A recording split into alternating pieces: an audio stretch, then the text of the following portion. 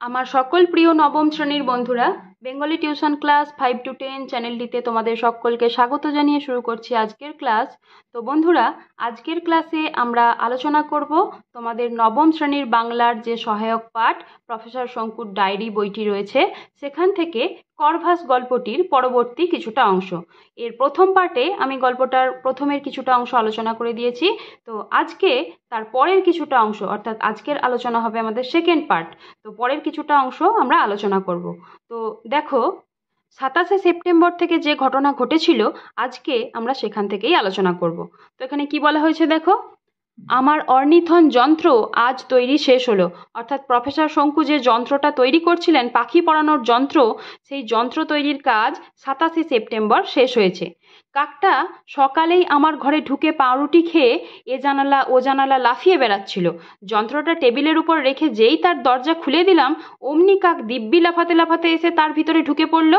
এ থেকে এটাই অনুমান করা যায় যে কাকটার শেখার প্রবল আগ্রহ। তো কাকটার আচরণ দেখে কাকটা যে লাফাতে লাফাতে এসে সেই অর্নিথন যন্ত্রের মধ্যে নিজে নিজেই ঢুকে গেল, সেটা থেকে কি বোঝা যাচ্ছে যে কাকটার শেখার আগ্রহ রয়েছে প্রবল, অর্থাৎ কাকটাও শিখতে চায়। প্রথমে কিছুটা ভাষা জ্ঞান হওয়া দরকার। তো প্রফেসর শঙ্কু মনে করছেন যে কাকটাকে প্রথমে কিছুটা ভাষার জ্ঞান দেওয়া দরকার। তো কাকটার কিছুটা ভাষা জ্ঞান হওয়া দরকার, না হলে আমার কথা বুঝতে পারবে না। তাই সহজ বাংলা দিয়ে শুরু করেছি। তো কাকটাকে প্রথম তিনি কি শেখাতে আরম্ভ করেছিলেন প্রফেসর শঙ্কু? সহজ বাংলা ভাষা শেখাতে আরম্ভ করেছিলেন। আমাকে বোতাম টেপা ছাড়া আর কোনো কাজই করতে হচ্ছে না। তো কাকটাকে বাংলা শেখাবার জন্য প্রফেসর শঙ্কুকে কী কাজ করতে হচ্ছে? কেবলমাত্র বোতাম টিপতে হচ্ছে। সেই বোতাম টেপা ছাড়া আর কোনো কাজই করতে হচ্ছে না। শেখবার বিষয় সমস্তই আগে থেকে রেকর্ড করা, বিভিন্ন চ্যানেলের বিভিন্ন বিষয় প্রত্যেকটা আলাদা নম্বর দেওয়া। একটা আশ্চর্য জিনিস লক্ষ্য করলাম, বোতাম টিপলেই কাকটার চোখ ধীরে ধীরে বন্ধ হয়ে আসে। তো কাকটাকে যে সমস্ত বিষয়গুলো শেখানো হবে সেই সমস্ত বিষয়গুলো আগে থেকেই রেকর্ড করা রয়েছে, এবং বিভিন্ন চ্যানেলে বিভিন্ন বিষয়গুলো আলাদা আলাদাভাবে রয়েছে। প্রত্যেকটার আলাদা আলাদা নম্বর দেওয়া রয়েছে, এবং সেই আলাদা আলাদা নম্বর অনুযায়ী বোতাম টিপলে সেই বিষয়গুলোই কাকটা শিখবে, অর্থাৎ তার মস্তিষ্কের মধ্যে সেই বিষয়ে জ্ঞান পাঠানো হবে। আগের দিন তোমরা জেনেছিলে যে সেই খাঁচাটার দ্বিতীয় যে অংশটা রয়েছে, সেখান থেকে বৈদ্যুতিক তারের মাধ্যমে খাঁচার অংশটায় পাখির মস্তিষ্কে জ্ঞান বুদ্ধি সঞ্চারিত হবে। তো এই রকম যখন করা হচ্ছে, একটা আশ্চর্য জিনিস প্রফেসর শঙ্কু লক্ষ্য করলেন। কি জিনিস লক্ষ্য করলেন? না, বোতাম টিপলেই কাকটার চোখটা ধীরে ধীরে বন্ধ হয়ে আসে, আর সঙ্গে সঙ্গে তার নড়াচড়াও বন্ধ হয়ে যায়, অর্থাৎ সে স্থির হয়ে যায়। কাকের মতো ছটপটে পাখির পক্ষে এটা যে কত অস্বাভাবিক সে তো বুঝতেই পারছি। অর্থাৎ কাক তো খুব সহজে এরকম স্থির হয়ে থাকবে না, সে একটা ছটপটে পাখি। তো এটা একটা অস্বাভাবিক ঘটনা ঘটছে বলে প্রফেসর শঙ্কু মনে করছেন। তো দেখো এরপরে কি বলা হয়েছে, নভেম্বর মাসে চিলির রাজধানী সান্তিয়াগো শহরে সারা বিশ্বে পক্ষী বিজ্ঞানীদের কনফারেন্স আছে। তো এখানে কি বলা হয়েছে এই লাইনটা একটু মনে রাখবে। নভেম্বর মাসে চিলির রাজধানী সান্তিয়াগো শহরে সারা বিশ্বে পক্ষী বিজ্ঞানীদের কনফারেন্স আছে, অর্থাৎ পাখিদের নিয়ে যারা গবেষণা করেন সেই বিজ্ঞানীদের একটা কনফারেন্স রয়েছে, তাদের একটা আলোচনা সভা রয়েছে। মিনেসোটাতে আমার পক্ষীবিজ্ঞানী বন্ধু রিউফাস গ্রেনফেলকে চিঠি লিখে দিয়েছি। তো প্রফেসর শঙ্কু একটা চিঠি লিখেছেন কাকে? মিনেসোটাতে তার পক্ষীবিজ্ঞানী যে বন্ধু রয়েছেন রিউফাস গ্রেনফেল, তাকে একটা চিঠি লিখে দিয়েছেন। যদি আমার বায়স বন্ধুটি সত্যি করে মানুষের বুদ্ধি কিছুটা আয়ত্ত করতে পারে, তাহলে ওকে সঙ্গে নিয়ে গিয়ে সম্মেলনের ডিমনস্ট্রেশন সহ একটা বক্তৃতা চলতে পারে। তো প্রফেসর শঙ্কু কি স্থির করেছেন? না, যদি বায়স, বায়স হচ্ছে কাকের সমার্থক শব্দ, সেই কাকটাকে তো তিনি শিক্ষা দিচ্ছিলেন যন্ত্রের মাধ্যমে। তো সেই কাকটা যদি সত্যি করেই মানুষের বুদ্ধি কিছুটা আয়ত্ত করে নিতে পারে, তাহলে সেই কাকটাকে সঙ্গে করে নিয়ে গিয়ে তিনি ডিমনস্ট্রেশন সহ একটা বক্তৃতা দেবেন। তো ডিমনস্ট্রেশন মানে হচ্ছে প্রদর্শনী। তিনি কাকটাকে সরাসরি প্রদর্শনীর মাধ্যমে দেখাবেন এবং বক্তৃতা দেবেন, কাকটাকে দেখিয়ে তিনি বক্তৃতা দেবেন। তো দেখো এবারে 4 অক্টোবরের ঘটনা এখানে বলা হয়েছে। করভাস হলো কাক জাতীয় পাখির ল্যাটিন নাম। তো এই গল্পের নাম যে করভাস, সেই করভাস শব্দের অর্থটা এখানে বলা রয়েছে। করভাস শব্দের অর্থ কি? কাক জাতীয় পাখির ল্যাটিন নাম। খুব ইম্পর্টেন্ট একটা লাইন, তোমরা দাগ দিয়ে রাখো, সঙ্গে সঙ্গে মনে রাখতে চেষ্টা করবে, মুখস্থ করে রাখতে চেষ্টা করবে। তো দেখো এরপরে কি বলা হয়েছে, আমার ছাত্রটিকে আমি ওই নামেই ডাকছি, অর্থাৎ সেই কাকটাকে প্রফেসর শঙ্কু ওই নামেই ডাকছে, করভাস নামে ডাকছে। নাম ধরে ডাকলে প্রথম দিকে আমার দিকে ফিরে ফিরে চাইতো। তো কাকটাকে যখন করভাস বলে ডাকা হতো, প্রফেসর শঙ্কু যখন করভাস বলে ডাকতেন, তখন কাকটা ফিরে ফিরে প্রফেসর শঙ্কুর দিকে চাইতো। এখন দেখছি গলা দিয়ে শব্দ করে উত্তর দেয়, অর্থাৎ সেই কাকটাকে ডাকলে সে গলা দিয়ে শব্দ করে উত্তর দেয়। এই প্রথম একটা কাককে কা না বলে কি বলতে শুনছি। তো কাকটা এমনই মানুষের মতন হয়ে উঠছে ধীরে ধীরে, মানুষের জ্ঞান বুদ্ধি তার মস্তিষ্কের মধ্যে সঞ্চারিত হওয়ার ফলে। তো সে কা না বলে কাক কা কা করে ডাকে সাধারণত, কিন্তু সে কা না বলে মানুষের মতন কি বলে জিজ্ঞাসা করছে। তবে কণ্ঠস্বরের বিশেষ পরিবর্তন আমি আশা করছি না। প্রফেসর শঙ্কু সেই করভাসের কণ্ঠস্বরের বিশেষ পরিবর্তন আশা করছেন না, অর্থাৎ করভাসকে দিয়ে কথা বলানো চলবে না, তার বুদ্ধির পরিচয় তার কাজেই প্রকাশ পাবে বলে আমার বিশ্বাস। তো করভাস বেশি ভালো করে মানুষের মতন উচ্চারণ করে কথা বলতে পারবে না, তো তাই প্রফেসর শঙ্কু মনে করছেন কি যে তাকে দিয়ে বেশি কথা বলানো চলবে না, তার বুদ্ধির পরিচয় পাওয়া যাবে তার কাজের মাধ্যমে, এই কথাই তিনি বিশ্বাস করছেন। তো দেখো চলে যাচ্ছে আমরা পরের পাতায়। করভাস এখন ইংরাজি শিখছে। তো প্রথমে তাকে বাংলা শেখানো দিয়ে শুরু হয়েছিল, তার বাংলা শেখা শেষ হয়ে গিয়েছে, এখন সে কি শিখছে, ইংরাজি শিখছে। বাইরে গিয়ে ডিমনস্ট্রেশন দিতে গেলে এই ভাষাটা প্রয়োজন হবে। তো সে যদি ইংরাজি না জানে, যেহেতু প্রফেসর শঙ্কু বিদেশে যাবেন সান্তিয়াগোতে, সেখানে তো ইংরাজি ভাষার প্রচলন রয়েছে, তো তিনি যদি ইংরাজি ভাষায় বক্তৃতা দেন, করভাস যদি বুঝতে না পারে, সেই কারণে করভাসকে এখন ইংরাজি শিক্ষা দেওয়া চলছে। বাইরে গিয়ে ডিমনস্ট্রেশন দিতে গেলে এই ইংরাজি ভাষাটার প্রয়োজন হবে। ও ট্রেনিংয়ের সময় হলো সকাল 8টা থেকে 9টা। এই লাইনটাকে তোমরা আন্ডারলাইন করবে যে করভাসের ট্রেনিংয়ের সময় কখন। করভাসের ট্রেনিংয়ের সময় হলো সকাল 8টা থেকে 9টা। দিনের বেলা বাকি সময়টা ও আমার ঘরের আশপাশেই ঘোরাফেরা করে। সন্ধ্যা হলে এখনও রোজই চলে যায় আমার বাগানের উত্তর পশ্চিম কোণের আম গাছটায়। তো দিনের বেলার সময়টা সে কীরকমভাবে কাটায়, দিনের বেলা সময়টা সে প্রফেসর শঙ্কুর ঘরের আশেপাশে ঘোরাঘুরি করেই কাটায়। আর সন্ধ্যা হলে কোথায় চলে যায়, প্রফেসর শঙ্কুর যে বাগান রয়েছে সেই বাগানের উত্তর পশ্চিম কোণে একটা আম গাছ রয়েছে, সেই আম গাছটায়।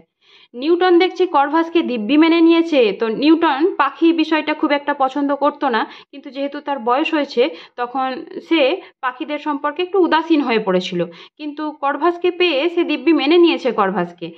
আজকে যে ঘটনাটা ঘটলো তার পরের সম্পর্কটা বন্ধুত্বে পরিণত হলেও আশ্চর্য হব না।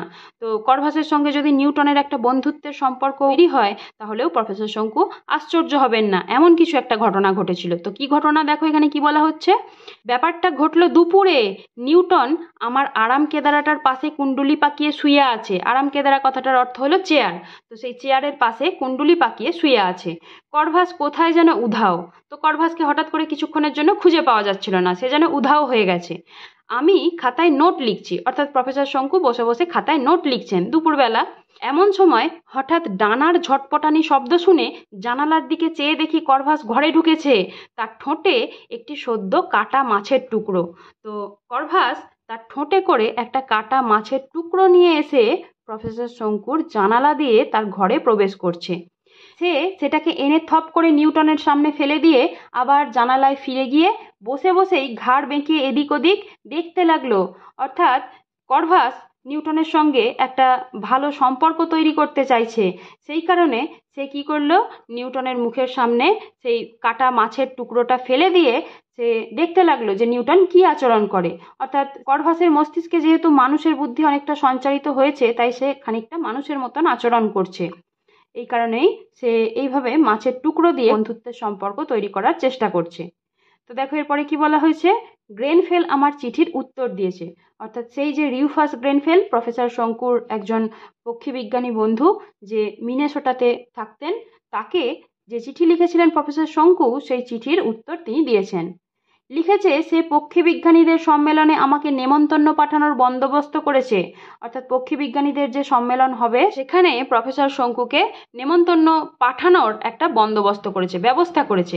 আমি অবশ্যই যেন কাক সমেত যথাসময়ে সান্তিয়াগোতে গিয়ে হাজির হই। তো এই নির্দেশ সে চিঠির মাধ্যমে জানিয়েছে। তো দেখো এরপরে 20 অক্টোবরের ঘটনা, সেই অক্টোবর মাসেরই 20 তারিখের ঘটনা। সপ্তাহে অভাবনীয় প্রোগ্রেস। করভাস ঠোঁটে পেন্সিল নিয়ে ইংরাজি কথা আর সংখ্যা লিখছে। তো 2 সপ্তাহের মধ্যে সেই করভাসের অনেকটা উন্নতি হয়েছিল। প্রোগ্রেস শব্দের অর্থ হলো উন্নতি, অভাবনীয় উন্নতি হয়েছে। করভাস কি করছিল? ঠোঁটে পেন্সিল নিয়ে ইংরাজি কথা লিখছিল আর সংখ্যা লিখছিল। কাগজটাকে টেবিলের উপর ফেলে দিতে হয়, করভাস তার উপর দাঁড়িয়ে লেখে। তো সে কিভাবে লেখে?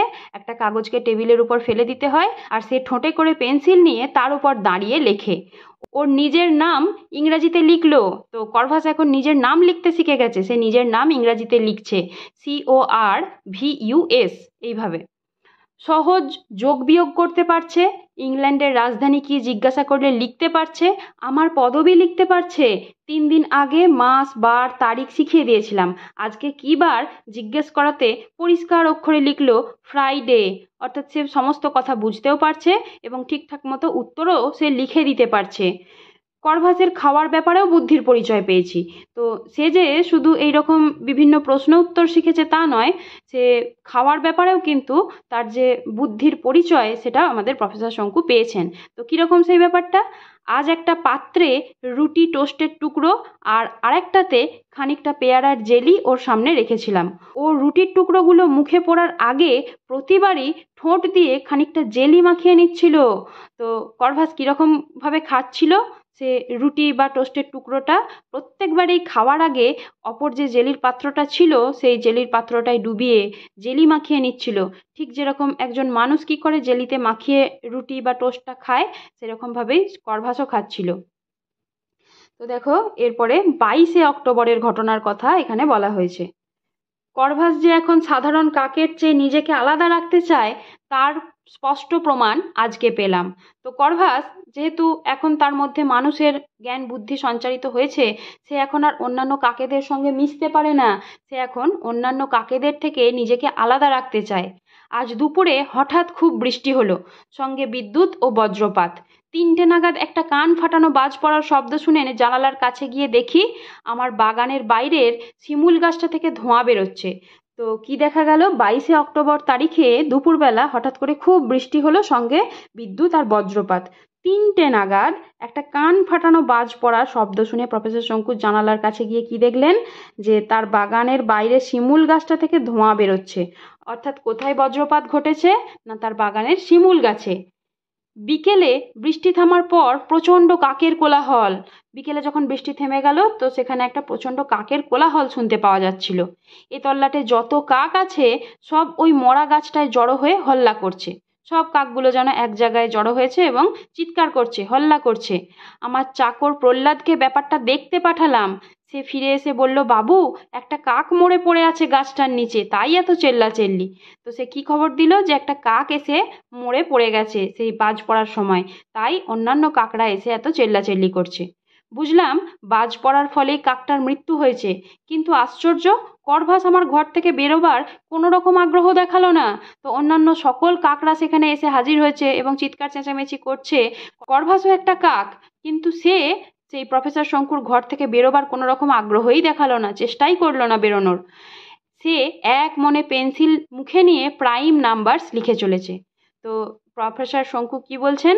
না, যখন অন্যান্য কাকেরা চিৎকার চেঁচামেচি করছিল তখন এই করভাস এক মনে সে পেন্সিল মুখে নিয়ে প্রাইম নাম্বারস লিখে চলেছে।